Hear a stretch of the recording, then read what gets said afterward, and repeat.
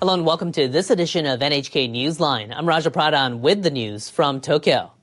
A court in China has handed down the death penalty to a man for killing a Japanese boy.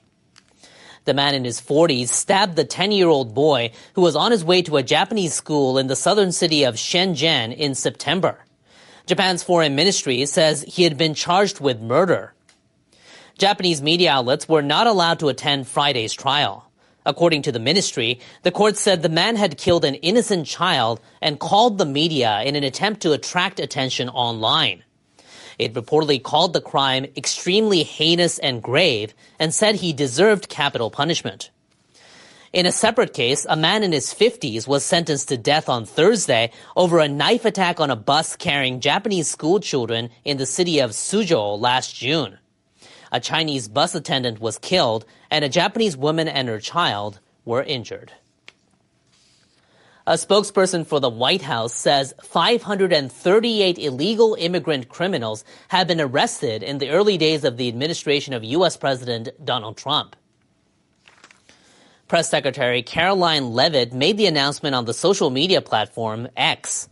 She said the arrests include a suspected terrorist, Venezuelan gang members, and several people convicted of sex crimes against minors. Leavitt also said hundreds of illegal immigrant criminals had been deported by military aircraft.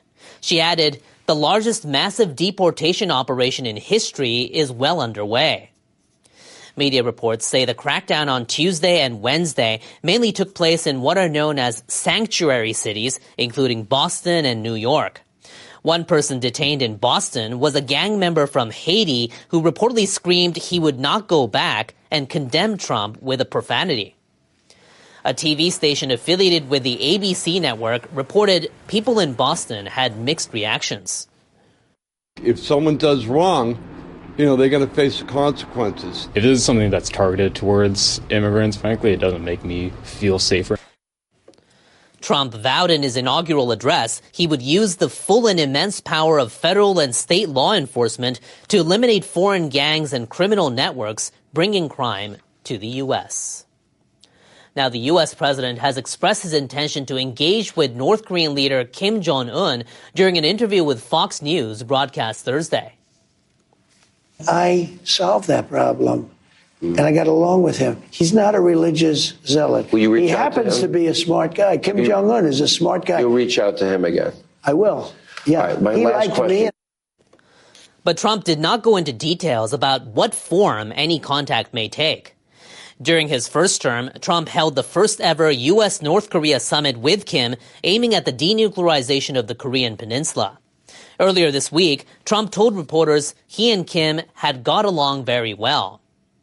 Now, North Korean state-run media reported Friday on a meeting of the Supreme People's Assembly. The report made no mention of Pyongyang's diplomatic policies toward the United States or its nuclear and missile development programs.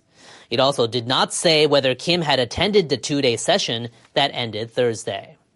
And staying on the topic of nuclear weapons, Trump said he's willing to work with Russia and China to reduce their arsenals. He made the remarks Thursday in an online speech to the World Economic Forum in Davos, Switzerland.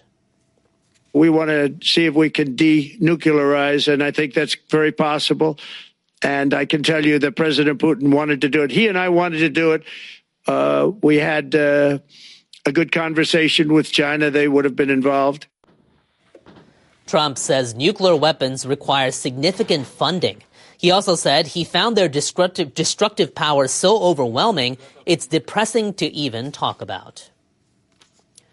U.S. tech firm OpenAI has unveiled its latest venture in artificial intelligence, a tool it says is designed to use the web on your behalf.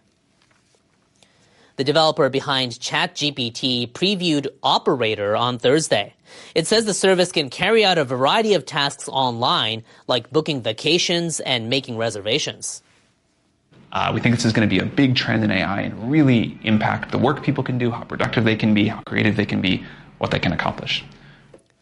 For now, it's only offered to some ChatGPT subscribers in the U.S., but the company says it eventually aims to make the service available more widely.